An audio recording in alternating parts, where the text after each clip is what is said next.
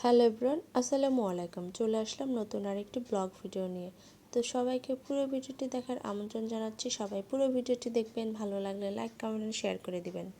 তো এখানে আমি সজিনা পাতা, একটু পানি আর সামান্য একটু লবণ দিয়ে আমি সেদ্ধ বসিয়েছিলাম। তো পানি কিন্তু অনেকটা শুকিয়ে গেছে আর সামান্য পরিমাণ আছে, এই পানিগুলো আমি শুকিয়ে নেব। তো আজকে আমি সজিনা পাতার একটা ভর্তা বানাবো। সজিনা পাতাকে বলা হয় সুপারফুড, আর সজিনা পাতা কিন্তু আমাদের শরীরের জন্য অনেক উপকারী একটি পাতা।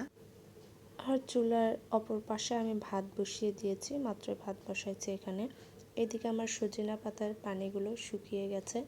এখন এখানে আমি পেঁয়াজ, মরিচ আর রসুন আমি ভেজে নেব। সামান্য পরিমাণ সরিষার তেল দিয়ে আমি হালকা করে ভেজে নেব, তবে সজিনা পাতাটা ভেজে নেব না।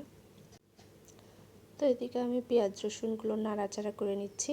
আমার ভাজা প্রায় হয়ে গেছে, হালকা করে ভেজে নেব। তো ভাজা হয়ে গেলে এগুলো আমি সবগুলো উপকরণ উঠিয়ে নেব, আর ঠান্ডা হয়ে গেলে হালকা একটু ঠান্ডা করে নিয়ে আমি ব্লেন্ড করে নেব। সব কিছু আমি উঠিয়ে নিয়েছি। আর এখানে আমি কিছুটা পেঁয়াজ ভিজিয়ে রাখছি, পেঁয়াজগুলো আমি কেটে রাখবো তার জন্য। আর এখানে আমি একটু ডাল রান্না করে নিয়েছিলাম, মসুর ডাল, মুগ ডাল আর খেসারি ডাল একসঙ্গে মিক্সড করে আমি রান্না করে নিয়েছি। আর এখানে নিয়েছি লাউ, রান্না করে নিয়েছি লাউ, চিংড়ি দিয়ে রান্না করে নিয়েছি, অল্প একটুই রান্না করেছি।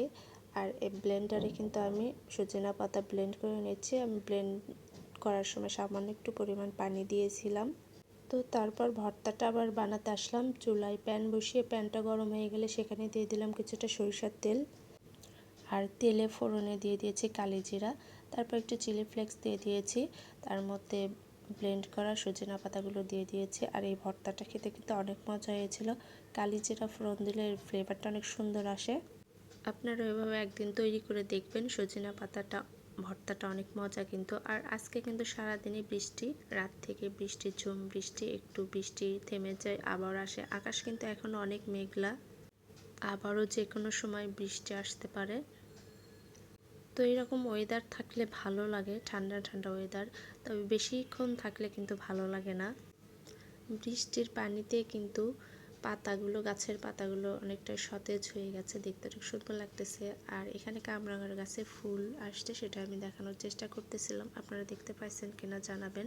আর এখানে সজিনা পাতা আছে, আপনাদের ভাইয়া 2 আটি সজিনা পাতা নিয়ে আসছিল, তো সেটা আমি কিছুটা ভর্তা, কিছুটা শাক বানাইছি। আর এগুলো আমি শুকিয়ে রাখবো, কিন্তু এখন রোদ নাই, এটা আমি গ্রিন টি হিসাবে ব্যবহার করব।